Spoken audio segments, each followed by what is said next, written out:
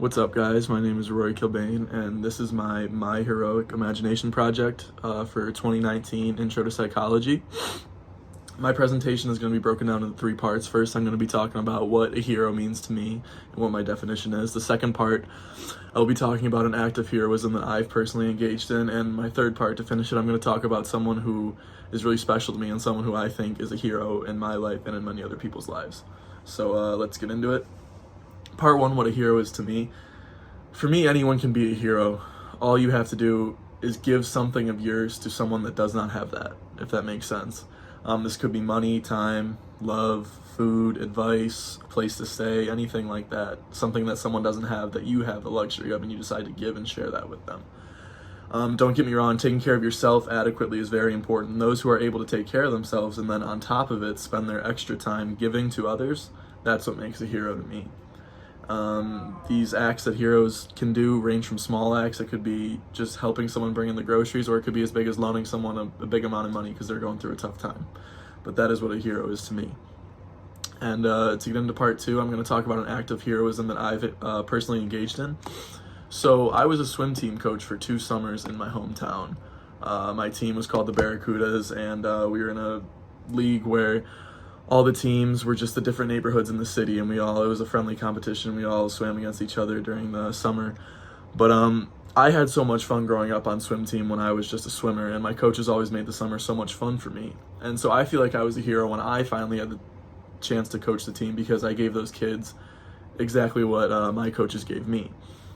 We held so many events that the kids loved when I was a coach. I mean, honestly, they even just loved coming to practice every day. But the events like the Liberty Run, the Wake Up Breakfast, and the late night swims where we were able to keep the pool open till midnight for all the kids to swim around. It just helped the kids create bonds with each other that are so vital to human development, and I believe I was a hero for creating the right environment for them to do so in. On top of giving the kids just a fun summer, I gave them all lessons and advice on how to become a better swimmer every day. So, I mean, when I was on swim team, I learned a lot for the 12 years I was there before I was a coach. And I was able to turn that around and teach it to several kids and turn them into great swimmers as well. And I feel like that the lessons I gave to those kids, by my definition, also would make me a hero, because I gave them my time and my lessons and all the knowledge that I had about swimming. Finally, the last part of this presentation that I'm going to go into is someone in my life that I know who is a hero to me and to many other people.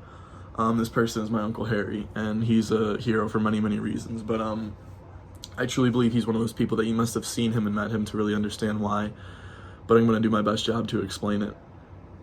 So by my definition, if giving is what makes someone a hero, then my Uncle Harry is a superhero. I would say that he's one of those people that would give you the shirt off his back, as people say. So when I was just a toddler, my dad had gotten sick, and my mom, who was a stay-at-home mom at the time, was forced to enter into nursing school to start making some money, because my dad couldn't work anymore because he got sick and he was in the hospital for many years.